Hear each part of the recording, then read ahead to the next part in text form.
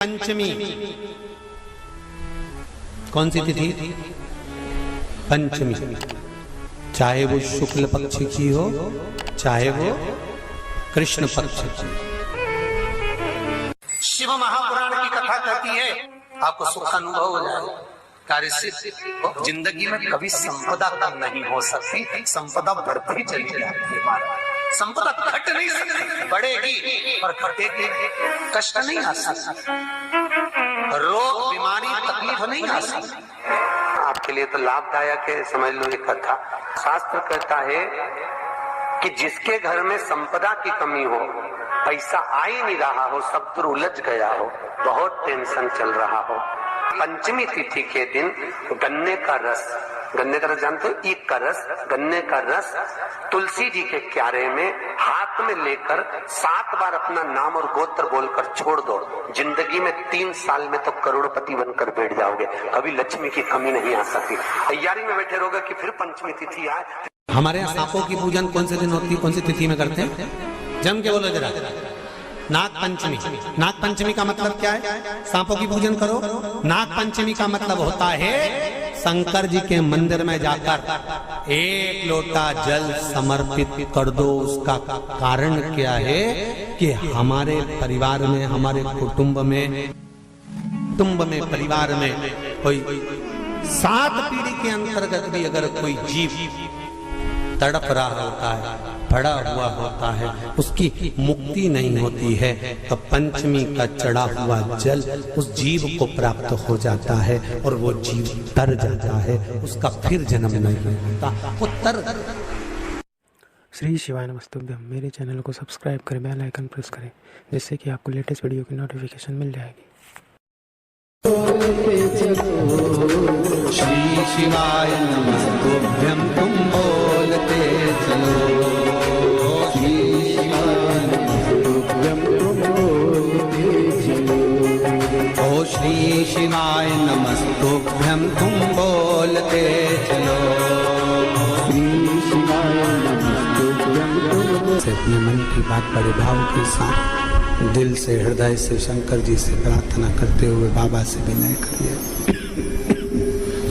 बाबा से निवेदन करें, बड़े भाव से बाबा से कहिए अपने मन की बात। विदल उत्पल दोनों पार्वती जी को देखकर मोहित होते हैं। पार्वती जी कुंदुक का प्रहार कर कर विदल उत्पल को मार देती हैं। शिव जी का नाम कुंदकेश्वर महादेव पड़ जाता है। कुंदकेश्वर महादेव, जब शरीर को कोई दवाई ना लगे, औषधि ना लगे, तो उसी दवाई को कुंदकेश्वर महादेव के नाम से खाए। डॉक्टर की दवा को भी कुंदकेश्वर महादेव का नाम लेकर खाओ, शरीर में दवाई लगती है। शुगर लेवल ऊपर हो गया, शुगर बहुत ऊंचाई पर पहुंच गई, शुगर ज्यादा ही हो गई, तो एक बेलपत्र कुंदकेश्वर महादेव का नाम लेकर शंकर जी पे चढ़ी हुई, अशोक सुंदरी की वहां स्पर्श करी हुई, रोज प्रतिदिन कम से कम 2 बेलपत्र गला पकड़ रहा है 2 बेलपत्र प्रतिदिन अवश्य। ज्यादा ही शुगर ऊंची जा रही है तो 3 बेलपत्र सुबह, दोपहर, शाम का शिव जी को जल चढ़ाएं, उसका आचमन करें। दिन भर में बेलपत्र खाने के बाद शाम को ब्लड की जांच जरूर कराएं, शुगर का लेवल अपने आप डाउन होगा। शिव पर भरोसा कर कर कुंदकेश्वर महादेव का नाम लेकर अगर खाएंगे फल मिलेगा। प्रदोष के समय पर, उससे पहले लक्ष्मी और दरिद्रता फिर भ्रमण पर निकलती।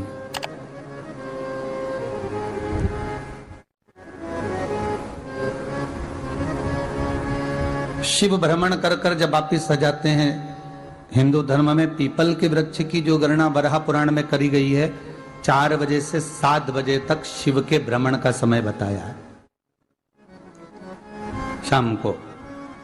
तो 7 बजे से लेकर फिर रात्रि 9 बजे तक लक्ष्मी और दरिद्रता फिर भ्रमण पर जाती। इनका एक समय निश्चित है महाराज। भ्रमण कर कर आ जाना, अब इस बीच में जब लक्ष्मी और दरिद्रता दोनों निकल कर जा रही हैं तो दोनों एक भाव रख कर जाती हैं कि आज हमको कहां प्रवेश करना है।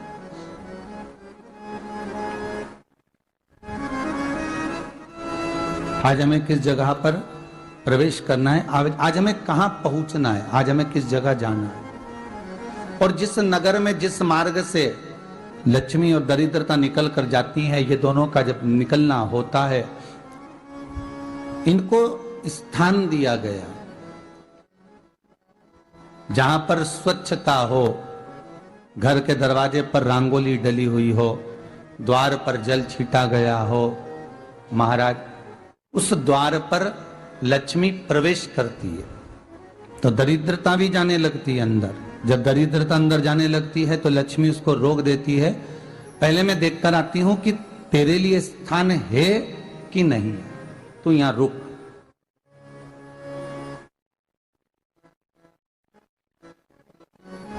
कुछ देर तक दरिद्रता बाहर खड़ी रहती है और लक्ष्मी जी की बड़ी बहन जब दरिद्रता बार बार अंदर जाने का प्रयास करती है तो लक्ष्मी जी कहती हैं, जी तू इतनी बड़ी होकर तुझे मालूम है तू तेरा सम्मान होना चाहिए, आदर होना चाहिए, और तू अंदर चली जाए और कोई तेरा सम्मान ना करे तो कितना बुरा लगेगा, इसलिए तू बाहर खड़ी रहे। मैं अभी आई। अंदर जाती है और जब लक्ष्मी जी भ्रमण कर लेती हैं, अंदर प्रवेश कर कर आती हैं और प्रवेश कर कर आती हैं तो दरिद्रता पूछती है चले अंदर। तो लक्ष्मी जी कहती हैं, तुझे मालूम नहीं है क्या जी कि जिस घर में मैं प्रवेश कर जाती हूं उस घर में फिर दरिद्रता नहीं जा सकती, क्योंकि यह तेरा वचन था,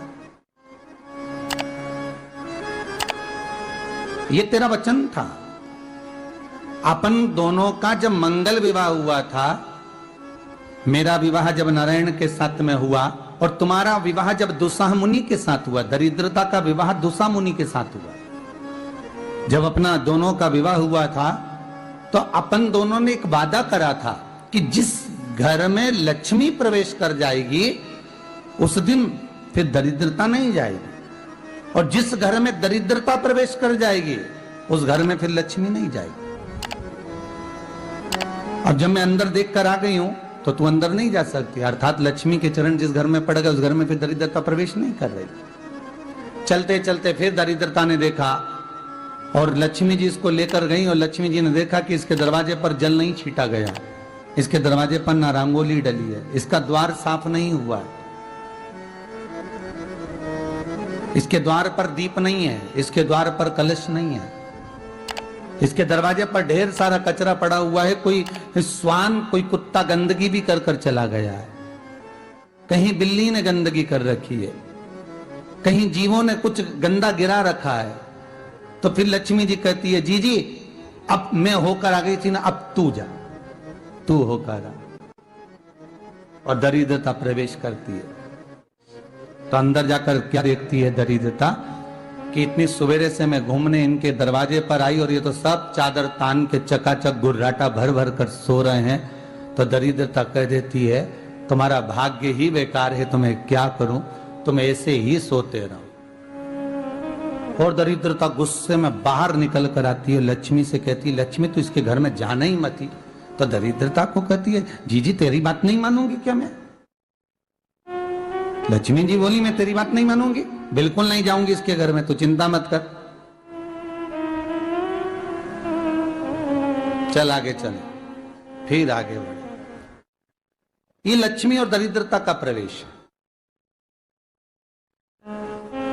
आपके घर का द्वार, आपके घर का दरवाजा। फिर निवेदन करूंगा एक बहुत सुंदर बात, हमें महाराष्ट्र से सीखना चाहिए, हमें साउथ से सीखना चाहिए। जिस समय पर भक्ति देवी यमुना जी के घाट पर रो रही थी अपने पुत्र ज्ञान और वैराग्य को गोदी में लेकर, समय देवऋषि नारद ने प्रश्न किया था कि तुम कहां पर पोषित हुई हो, तुम्हें ऊर्जा कहां से प्राप्त हुई? तो कहा, मैं गुजरात से तो चली हूं।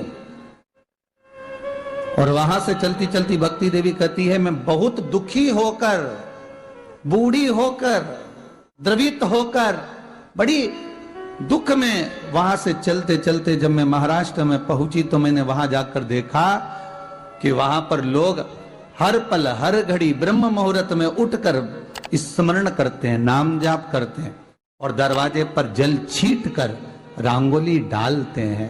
तो कह रही है कि वहां पर मैं थोड़ी अवस्थावान होने लगी, वहां मुझे अच्छा लगने लगा। फिर जब मैं और आगे पढ़ी, दक्षिण में जब पहुंची, वहां पर जाकर मैंने देखा कि सुबह से उठकर मंगलाचरण, मंगला स्तोत्र और वेदों की ध्वनि होने लगी। वहां पर मैं और आनंदित हो गई। हमें कुछ चीजें महाराष्ट्र से सीखना चाहिए कि वहां रहने वाले जो भगत हैं, वारकरी संप्रदाय के जो भक्त होते हैं, वैष्णव जो धर्म के भक्त होते हैं, उनका नियम है सवेरे के समय घर में पानी है कि नहीं है, पर जब भी वो घर का दरवाजे के बाहर थोड़ा ना थोड़ा पानी तो छीट ही देते हैं। और छीटने के बाद फिर वहां पर अपने यहाँ तो दिवाली पर रंगोली बनती है जी, और वहां पर रोज की रंगोली बन जाती है कि कभी हो सकता है परमात्मा राह भूल कर हमारे घर में प्रवेश कर जाए, इसलिए वहां प्रतिदिन की रंगोली। हमें सीखना चाहिए थोड़ा सा। आज के जमाने में तो बहू अपने कमरे की झाड़ू लगा ले, वो ही बहुत बड़ी बात है। हो सासी से कह दे कि तू मम्मी पापा के कमरे की लगा ले, मैं मेरे कमरे की लगा लूंगी, तू जा उधर। थोड़ा दया का भाव अगर होता तो उसके मन में भी आता कि मेरी बड़ी सेठानी तो अपनी जगह पर है, पर छोटी तो सेठानी की भी बड़ी सेठानी है जो मुझ पर करुणा करती रहती है। पर बड़ी तो कहे कि बेटा रहने दे, तू उधर ले जा, जब भाभी के कमरे में देख ले जा। उसके बच्चों का बड़ा फैलारा रहता ना, तो उधर देख ले, जा तो जरा उधर, मां उधर भेज रही है।